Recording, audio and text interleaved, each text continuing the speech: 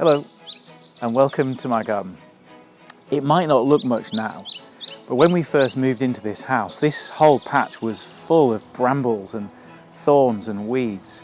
And over the time we've been clearing it, digging up the brambles, cutting everything back, getting rid of the weeds. And I've got big plans for this garden. I can imagine it in a little while, full of flowers, maybe a couple of fruit trees, a place of beauty and harmony, maybe a place to come and sit and read a book and listen to the birds. There's only one problem. I can't get any plants. Of course, God has a good plan for his world, and it also begins in a garden. And that plan and how God brings it to fulfillment is what we're going to be thinking about for the next 6 weeks on Sunday mornings at Moorlands Church. One way of quickly getting to the heart of a long and complex book like the Bible is to look at the beginning and the end. I guess that's the cheats way of reading a book, really. But that is exactly what we're going to do in this 6-week series on Sunday mornings. God's good plan, why the world is broken, and how God will mend it. We're going to spend the first 3 weeks looking at the first book of the Bible, the book of Genesis. This begins, of course, with the garden. And it also explains that the garden and God's good plan has been ruined when mankind turned against his Creator.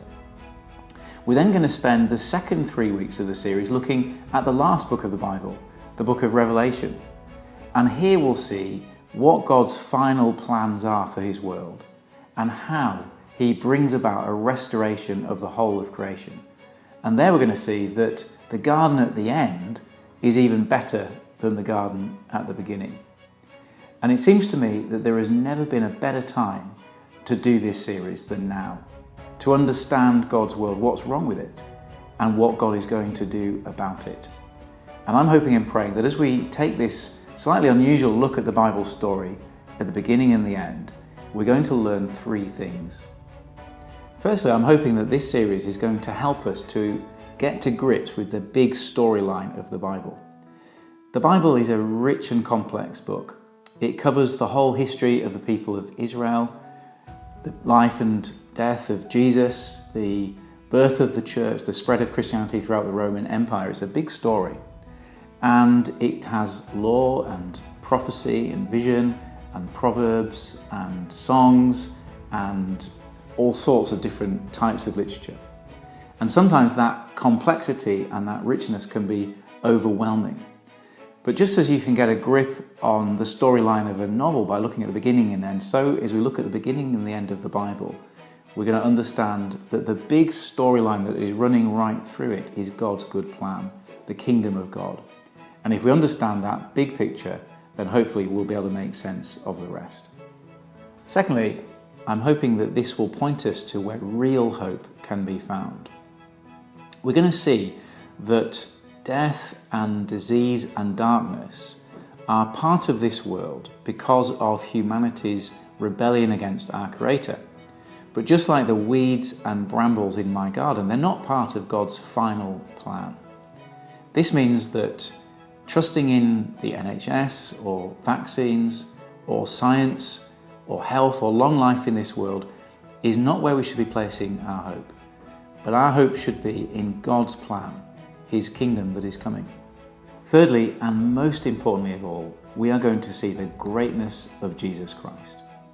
Because as we look at the Bible, its beginning and its end, we're going to see that right in the center is the coming of Jesus Christ into the world to fix it once and for all. Jesus does that by taking upon himself all of our sin and suffering and even our death. And through his resurrection, bringing the new creation to reality. The message of the Christian gospel, therefore, is that all who put their trust in Jesus, all who recognize him as King, will be saved. Not from the coronavirus, but from death itself and from God's judgment beyond death.